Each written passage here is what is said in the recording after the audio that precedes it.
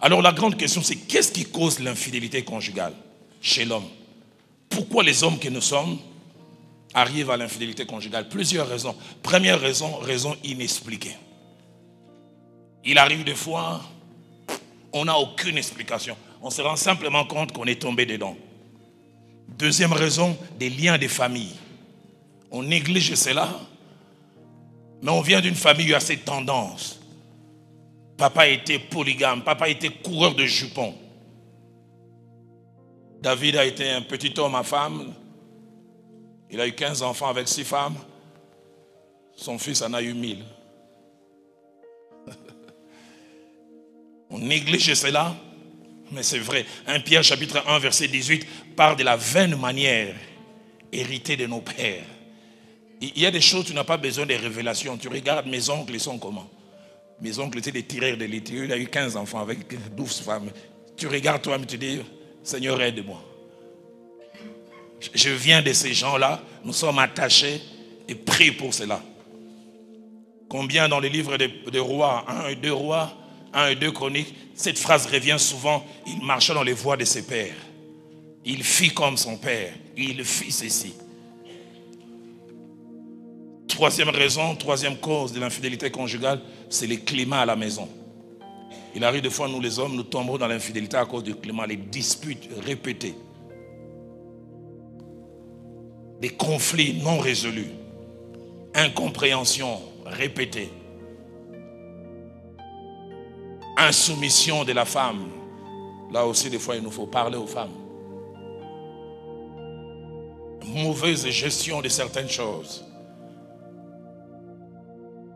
Mauvaise qualité de la nourriture. J'ai jamais oublié un papa avec qui on a grandi. Son fils était un ami, il est maintenant au Portugal.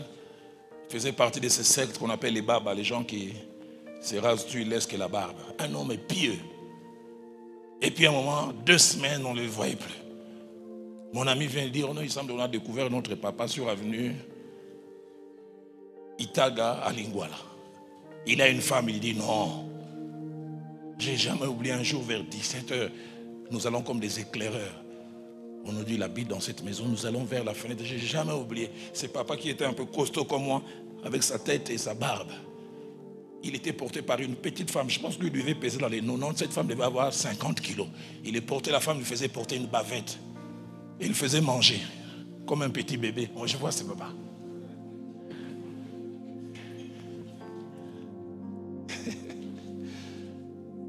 Mon ami était fâché. Et 2 jours après, il a confronté son père. Son père a dit, mais votre maman me néglige. Quand j'arrive ici, il envoie votre petite soeur. Il dit, là, je suis traité comme un roi. Il dit, même quand je suis au bureau, je rêve de cette femme. Le mauvais climat à la maison. J'ai enseigné une fois aux dames, j'ai dit, quand Dieu permet que vous nous ayez entre vos mains, gérez-nous bien. Quand nous vous glissons, vous commencez à aller nous récupérer au combat spirituel. Je l'arrache, je l'arrache. Mais quand j'étais là, tu me négligeais. Je ne dis pas qu'à cause de la négligence, il faut aller à l'extérieur. Mais c'est l'une des causes des fois. 4e raison de l'infidélité conjugale, c'est mauvais mariage. D'autres parleront d'un mauvais casting. C'est-à-dire on se rend compte qu'on s'est marié à la mauvaise personne. On est chrétien, mais rien ne va. On se rend compte comme si on vient de 2 planètes différentes. C'est pourquoi vous qui êtes jeunes, priez que Dieu vous aide à vous marier à la bonne personne. Si vous vous mariez à la mauvaise personne, il y a déjà une possibilité d'infidélité. Vous pouvez supporter un moment, mais vous risquerez un moment de craquer. 5e raison de l'infidélité conjugale, c'est l'absence de contentement. L'absence de contentement. Et le contentement est souvent lié au côté charnel. Ça fait 28 ans que je suis marié à Viviane. Le corps que Viviane a aujourd'hui, ce n'est pas son corps de jeune fille d'il y a 28 ans. 4 maternités sont passées par là avec tous les dégâts collatéraux. Son physique n'est plus le même. La poitrine qui était bien debout, regarde ailleurs maintenant. Mais j'aimerais, homme, vous informer, ces corps qui se détériorent vont encore se détériorer. Ça ne va pas s'arranger. Donc si tu n'arrives pas à se contenter de ça, tu es mal parti. Un papa Kino est venu me dire un jour, pasteur, pour ma maman n'a pas comment passe, il faut un côté ses esprits.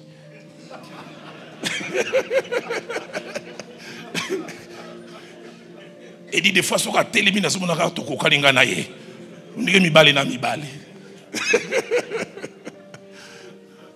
mais tu es obligé de te contenter d'elle. Si maternité, nous on est attiré quand la poitrine est là debout, ça ne viendra plus debout. Et apprendre à se contenter, à dire Seigneur, aide-moi à trouver mon plaisir dans le...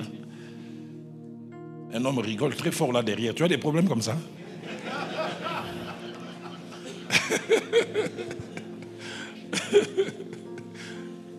Sixième cause de l'infidélité conjugale, ce problème des différences des tempéraments sexuels. Différences des tempéraments sexuels. Les psychologues qui ont étudié les couples disent, en termes de sexualité, nous avons 4 types de personnes. Premièrement, on a les très chauds. Les très chauds, ils peuvent aller sexuellement sur les 7 jours de la semaine, 6 fois. Et des fois, les 6 fois-là, des fois 2 fois par jour. Ils n'ont ni un démon, ni un problème. Dieu les a créés comme ça. On les appelle Iveco, les véhicules qui ne connaissent pas la fatigue.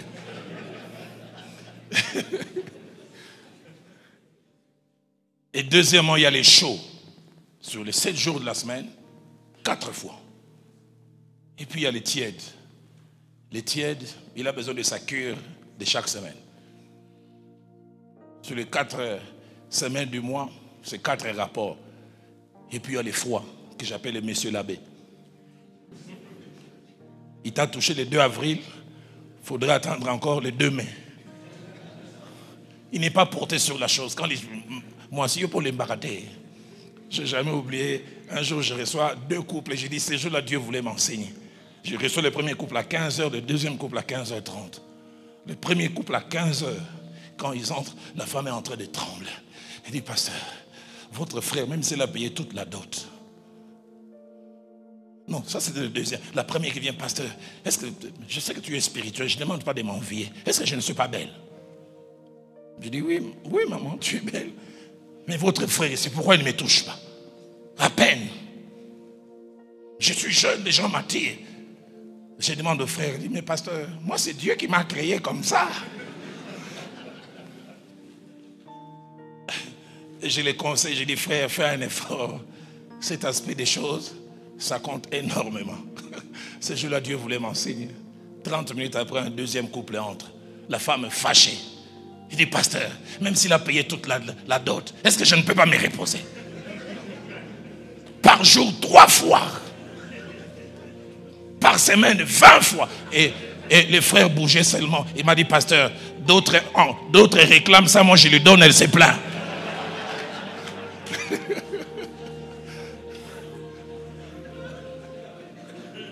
Différence des tempéraments sexuels. Alors c'est pourquoi la plupart des fois les problèmes se posent quand dans un couple 2 conjoints ont des tempéraments sexuels opposés. L'homme est très chaud, la femme est à noirite nengapeta. Elle aime une fois les mois. Ou l'inverse, l'homme aime chaque jour, la femme ne veut pas. C'est pourquoi vous qui n'êtes pas encore mariés, priez que Dieu vous associe avec quelqu'un dont le tempérament est pareil. Si vous deux, vous êtes des froids, vous vous habituez dans votre froideur. Une fois par semaine, elle est contente, tu es content. Tu es chaud, chaque jour la fête. Et les tempéraments sexuels posent des normes. 7e cause d'infidélité conjugale, attachement à certaines pratiques sexuelles que mon épouse n'aime pas ou n'accepte pas de m'accorder. J'ai vu ça souvent en tant que pasteur. L'homme aime ça. Mais la femme, j'ai joué en parlant avec un homme et dit, pasteur, j'essaye. Mais madame n'aime pas cette pratique. Mais des fois, après 6 mois, 7 mois, j'aime tellement que je suis obligé d'aller à l'extérieur. On pourra approfondir tout à l'heure dans les ateliers parce que je t'entends poser la question, quelles sont ces pratiques? On On en parlera dans les ateliers si on a le temps. 8e raison de l'infidélité conjugale, c'est mauvaise gestion de l'éloignement physique et géographique. Mauvaise gestion de l'éloignement physique et géographique. Là, ce sont des gens qui sont en mission de service.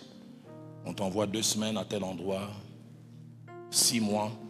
J'ai trouvé des frères aujourd'hui, il est ici, il travaille dans les systèmes des Nations Unies, on l'a envoyé au Niger, où il y va pour 6 mois et il revient des fois pour 2 semaines. Durant ces 6 mois, qu'il y a des choses qui se passent. Parce qu'entre-temps, tu as une voisine kenyane. Wanjiro. L'éloignement physique, les mutations. Des hommes qui ont laissé leur femme à tel endroit et qui vont à tel autre endroit. L'éloignement physique, ça laisse les hommes que nous sommes vulnérables, surtout si on est hyperactif sexuellement. J'ai vu des hommes quelquefois commencer à tomber dans la pornographie. Je ne veux pas tricher, mais je me plais, je regarde simplement. J'ai vu même des hommes les plus forts, même spirituellement, commencer à se masturber. Parce que je veux. Et 9e et dernière raison, parmi les causes de l'infidélité conjugale, c'est mauvaise gestion des périodes de troubles qui peut arriver dans un couple. Mauvaise gestion des périodes troubles. Quelles sont ces périodes troubles? Je suis actif sexuellement, mais madame a une grossesse à problème. Et les médecins disent non, les 3 premiers mois ne la touche pas. Sinon vous risquez de perdre la grossesse. Mais toi tu aimes chaque jour. Elle est malade physiquement. Je me souviens d'un homme, sa femme avait des myomes sur les 30 jours du mois. Les sangs pouvaient couler des fois 20 jours. Ça coule aujourd'hui, ça arrête 2 jours et puis ça revient. L'homme commence à être fatigué. Elle a des problèmes gynécologiques, infections, des cycles qui ne marchent pas bien.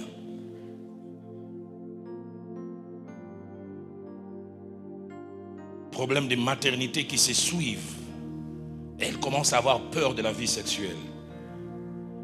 Et cela me permet de toucher l'avant-dernier point, quelques phases et conséquences de l'infidélité conjugale. L'infidélité conjugale en général a 3 phases.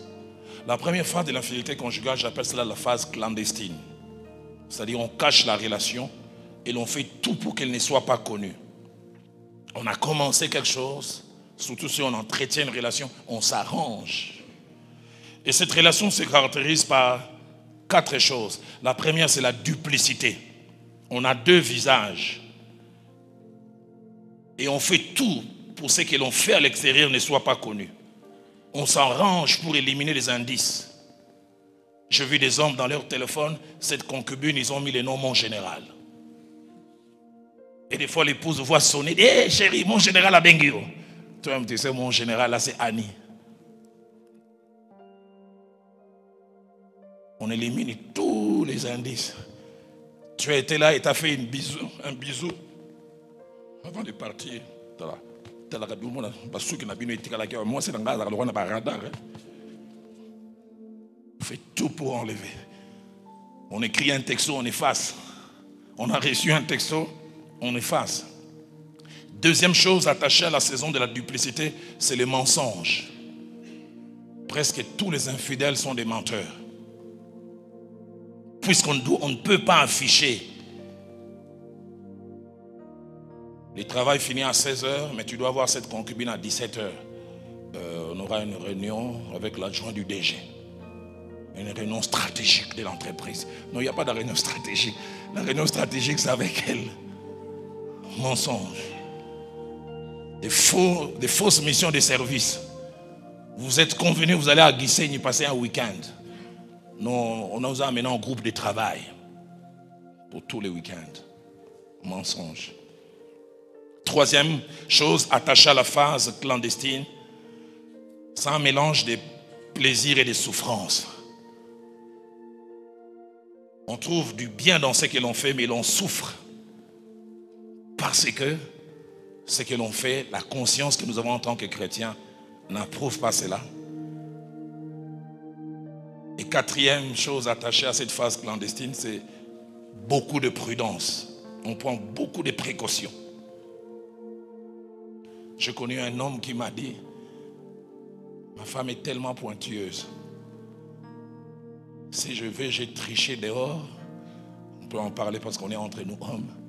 Je m'arrange de ne pas toucher ma femme la même nuit. Parce que des fois, elle me dit, la quantité d'eau qui est sortie est pas peu, c'est peu. Hein? On dirait que tu as laissé ailleurs.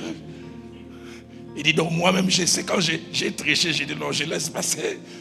Parce que là, j'ai quelqu'un de la CIA. J'ai un jour parlé avec un homme qui m'a dit même, il amène 2 sous-vêtements. Parce que vous savez, nous les hommes, quand tu étais allé avec quelqu'un, quand tu portes des sous-vêtements, des taches peuvent rester. Et dit, il en amène, il dit, elle, dès que j'arrive, elle va contrôler. Alors je dois éliminer toutes les traces. Les infidèles souffrent.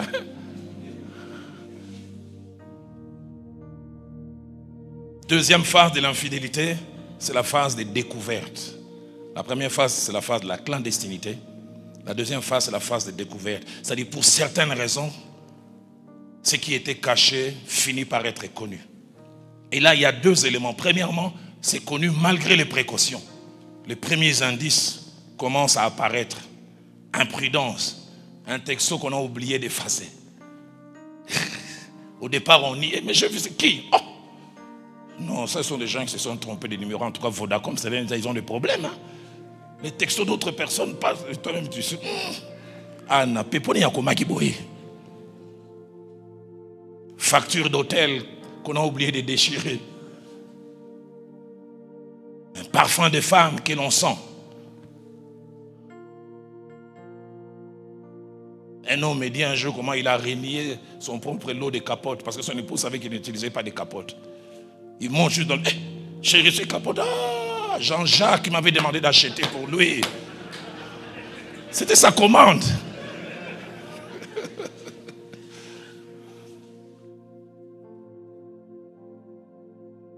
Malgré les précautions, les choses sont connues. Mais deuxièmement, des indices forts et que l'on ne peut pas nier apparaissent. Photos explicites, textos explicites. Et en général, quand les preuves irréfutables sortent, nous avons 2 types d'hommes. Premièrement, les hommes honnêtes, qui ont difficile à tricher parce que la tricherie n'est pas leur habitude. Ils avouent directement. Chérie, pardonne-moi. Mais deuxièmement, il y a des menteurs professionnels qui, malgré les indices, ils commencent à nier. D'autres même, au-delà de nier, commencent à justifier. Si oui, je t'ai trompé, mais c'est à cause de toi. Est-ce que tu me laisses te toucher? Au lieu qu'il avoue, il commence à se rendre victime et à faire retomber la faute sur l'autre. Troisième phase de l'infidélité, c'est la phase finale. Cette phase finale qui a aussi 2 aspects. La première phase, c'est la rupture. Et ça, c'est surtout les bons chrétiens. Il est découvert et il sait que ça, ce n'est pas son style de vie. Il veut rompre. Je dois arrêter. Et là, j'ouvre une parenthèse et j'ai vu ça avec mon expérience en tant que pasteur. Les infidèles, des fois, ils prennent la décision sincère de rompre, mais ce n'est pas si facile. Parce que tu promets à ta femme de rompre, mais il faudrait aussi aller convaincre l'autre. Et j'ai chaque fois vu avec ces hommes, autant tu as convaincu ta femme, quand tu arrives chez l'autre, non, ma femme a découvert, on doit arrêter, elle commence à pleurer.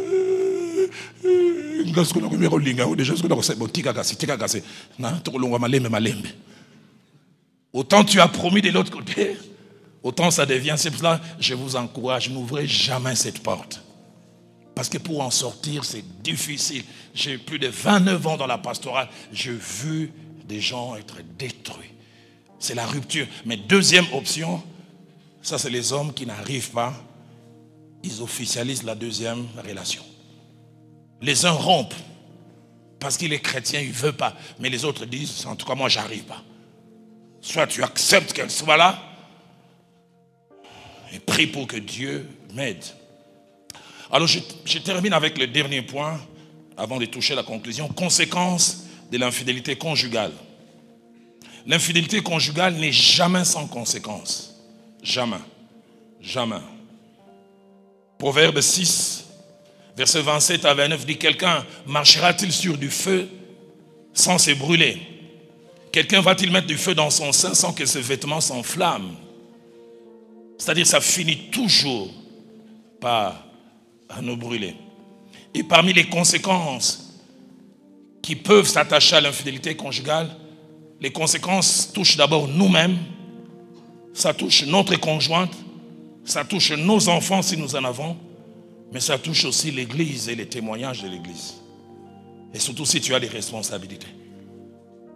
Ça touche la personne avec qui nous faisons ces choses. Et puis ça touche aussi notre Dieu. Romains chapitre 2, verset 24 dit, les noms de Dieu est blasphémé à cause de vous parmi les païens. Et rapidement, je cite ces conséquences qui s'attachent à l'infidélité conjugale. Premièrement, l'infidélité conjugale a des conséquences économiques. Parce que la vie double a un coût économique. Pour entretenir une autre relation, il faut de l'argent. Et je me suis souvent rendu compte dans les entretiens avec les hommes, les femmes qui trichent sont demandeuses terriblement. Et des fois, elles demandent plus que les officiels. Premièrement, un coût économique. Deuxièmement, ça a un coût moral. Ça vous amène au mensonge, à la fausseté, à la duplicité. Vous devenez mal à l'aise. Vous-même, vous savez ça, je suis en train de mentir. Troisièmement, ça a des conséquences physiques. Qu'est-ce que je dis par conséquences physiques? L'infidélité vous oblige à assumer sexuellement à la maison, mais à assumer aussi à l'extérieur. Ce qui fait que la plupart des infidèles se dopent. Des grands clients des pharmaciens. Il faut chercher des fortifiants. Surtout pour que les indices ne se montrent pas. Madame sait que je la trouve 4 fois par semaine. Je dois garder le rythme des 4. Or avant de venir, l'autre là m'a demandé 3. Alors, il faudra aussi que j'assume à la maison. Un coût physique, conséquences physiques. Et quatrièmement, conséquences spirituelles. La culpabilité. Rupture de la communion avec Dieu. Et surtout si on est dans l'œuvre de Dieu. Avant-dernière conséquence, conséquence chez la femme. On peut amener des maladies vénériennes. On peut amener les sida. Et puis il y a la souffrance émotionnelle quand la femme finit par découvrir. Malachie 2, 13 dit, vous couvrez des larmes l'autel de l'Éternel, des pleurs et des gémissements. J'ai jamais vu une aussi grande souffrance qu'une femme qui découvre que son mari trompe. 9 fois sur 10, une femme qui l'on trompe cherche toujours à voir l'autre. Le but c'est, je vais voir qu'est-ce qu'elle a de plus que je n'ai pas. Et autre conséquence, ça touche les enfants. Les enfants qui sont abandonnés. Un jeune homme est venu me voir dernièrement 11 ans dans un pays d'Afrique où j'étais, son père est pasteur. Et vous savez, les enfants d'aujourd'hui, ils sont très très forts en informatique. Ils jouent avec les téléphones de son père. Je ne sais pas comment ils font, moi je ne connais pas bien l'informatique. Il m'a dit qu'il était capable de rentrer même dans les messages effacés. Et dans les messages effacés, les jeunes gens d'aujourd'hui sont très très high-tech. Il a vu les textes de son père, pasteur, avec une dame. Et puis il a vu les photos que cette dame nue envoyait à son père. Il est venu même au bureau, il dit, je vais te montrer. Je dis non. Il dit, ça fait 3 semaines, je ne vais plus dans l'église. Hypocrite, menteur. Je voulais en parler à maman, mais je dis, je vais briser leur couple. Il dit, chaque fois que je le vois, ces derniers temps, il ne sait pas, je suis devenu impoli. Mais le but, c'est qu'il a détruit quelque chose en moi. Quand j'entendais cela, je dis, Seigneur, aide-moi. Mais ça peut aussi toucher l'église, surtout si nous avons des responsabilités. Je me tiens ici devant, tu te tiens ici devant. Tu triches avec une fille à cause de toi. Nous tous, on sera traités comme de moins sérieux. Ce diacre-là, je fais ça avec lui. Qui ne dit pas que Dalo aussi fait ça. Alors, comment se protéger de l'infidélité conjugale? C'est le dernier point et je conclus. La première des choses, j'aimerais dire, ce n'est pas toujours facile de se protéger de l'infidélité conjugale. Il faut savoir, comme nous l'avons déjà dit, que l'infidélité conjugale peut être due à plusieurs causes. Il y a le diable qui va utiliser toutes sortes de méthodes et de tentations pour nous amener à l'extérieur. Il y a nous-mêmes avec nos faiblesses. Et puis il y a l'extérieur qui peut nous amorcer. Les diables, nous-mêmes. Et l'extérieur qui peut nous amorcer. Par rapport à nous-mêmes, comment nous protéger? Il nous faut nous connaître. Il nous faut nous connaître. Quel genre de femmes peuvent t'attirer? Vous savez, le diable nous connaît. Il dit que telles, ce qui l'intéresse sont des femmes claires de teint. Telles, c'est les femmes qui l'intéressent qui ont de grosses poitrines. Le diable t'enverra les calibres qu'il te faut. Il y a des femmes, tu ne pries même pas, tu les vois, tu loues Dieu. Alléluia. Mais il y a d'autres, quand tu les vois, tu commences à chanter Sungangaye, Sungangaye. Nous connaître nous-mêmes. Et ne pas ouvrir la porte à certains comportements. Pas de légèreté. Ni en comportement, ni en parole. Et par rapport aux autres, ne jamais se croire fort. Le pasteur Verdon me disait, dans le domaine sexuel, il n'y a pas d'hommes forts, il n'y a que des hommes prudents. Il n'y a pas d'hommes forts, il n'y a que des hommes prudents. Ne jamais minimiser les attaques. Un jour, quelqu'un est venu me dire qu'il était dans une réunion quelque part, il a entendu des jeunes filles dire j'ai entendu ça, je dis. Donc les gens complotent. Une autre a dit les décolletés méchants. Faire attention. Et je termine le tout dernier point, savoir gérer la tentation. Savoir gérer la tentation. 3 choses que j'aimerais dire concernant la tentation. La première, la tentation en elle-même n'est pas péché. On peut être tenté. Mais deuxièmement, le problème, c'est la gestion de la tentation. Comment tu gères ça? Comment, quand tu ressens ces choses. Et puis enfin, troisièmement, savoir être bien entouré. L'abbé dit 2 valent mieux que 1. S'il en tombe, l'autre peut le relever. Ça fait plus de 35 ans que maintenant je suis converti. 33 ans dans le ministère. 29 ans dans le ministère pastoral. J'ai 2 amis. Pasteur Kalika Senda et Pasteur Honoré. Ça, ils sont les gens devant lesquels je me trouve nu. Je me souviens quand je commençais à sentir cette attraction vers cette jeune fille. Je suis allé vers Honoré. Il s'appelle Honoré Kenabant. Moi, je l'appelle Ashka. Je dis Ashka, sauve les Congos. Sauve les Congos. Je dis l'homme de Dieu que tu respectes là. J'ai dit ces derniers temps, c'est terrible. J'ai dit, tant maman, j'ai dit, je sens des choses et il m'a tenu par la main, on a prié. Ce que j'aime, il y a des choses que je lui ai dites. Je sais qu'il n'en parlera à personne si ce n'est à Dieu. Et le grand problème, surtout nous en tant qu'enfants de Dieu, surtout serviteurs de Dieu, on ne sait pas à qui vais-je m'ouvrir. Qu'est-ce qu'il va faire de ce que je lui dis. Mais il y a certaines batailles, tu ne peux pas les gagner seul. Tu dois à un moment chercher un partenariat. Je me souviens de cet homme de Dieu qui est venu me voir et de prier pour nous. Je sens une attraction terrible vis-à-vis de la petite soeur de ma femme.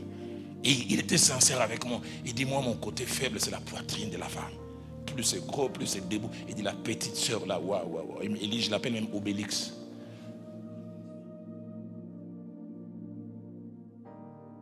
Il dit, des fois, il rentre de l'université comme ça, elle enlève le soutien-gorge, elle met un habit transparent. Il dit, tu sens innocente, mais il dit, coupable dans son innocence. Et elle vient me dire, hey, tonton, moi, je regarde, je dis, oh. Heureusement, Dieu ne montre pas nos cœurs. Hein. On ne sait pas ce qui se passe dans le cœur du saint homme. Et lui-même a dit cette phrase que je n'ai jamais oubliée. Il dit un jour, elle était en train à mes côtés, je la tenais simplement, je dis, oh, Dieu est au contrôle. Et dans mon cœur, je disais, si on ne peut pas manger les fruits défendus, on peut les toucher au moins. Mais l'avantage, c'est qu'il en parlait. En terminant, j'aimerais nous supplier. N'ouvrons pas la porte à ces fléaux. Je suis dans la pastorale depuis 31 années. J'ai vu ces 10 dernières années des gens ont attrapé le sida et amené ça chez eux à la maison. Une petite aventure de quelques minutes. Quand j'étais pasteur titulaire à l'église, chaque dimanche, je pouvais voir 50 séropositifs que je connaissais. Vous savez, nous les pasteurs, on a des secrets professionnels. Je me souviens d'un jeune homme de l'église qui était toujours avec une veuve. Et cette veuve était sous antirétroviraux, forte comme ça. Mais je voyais toujours, vous savez, quand quelque chose commence entre les gens, vous pouvez sentir. J'appelle ce jeune homme, je dis, qu'est-ce qu'il y a entre toi? Il me dit, pasteur, 10e don spirituel et soupçon. Mais quand les gens commencent à tricher, on sait sentir. 3 jours après, j'appelle cette femme au bureau. Je dis, je te vois avec tel jeune homme. Il me dit, oui, il m'a fait la cour. Et vous avez déjà triché? Oui. On est allé, attends, 7 fois. Avec protection seulement la première fois. Mais je dis, est-ce que tu lui avais dit que ton mari était mort? Et non. Moi, j'ai la foi que Dieu m'a guéri. Mais j'ai cette foi de la guérison, est-ce que tu l'as communiqué à ces jeunes hommes? Le lendemain, j'appelle les jeunes hommes. Je dis, toi, tu me disais 10e don spirituel et soupçon. Mais maman vient de me dire, oh, elle t'a tout dit. Mais j'ai dit, elle a encore une autre information à te dire. Maman, dis-le. Oh, mon mari. Je dis,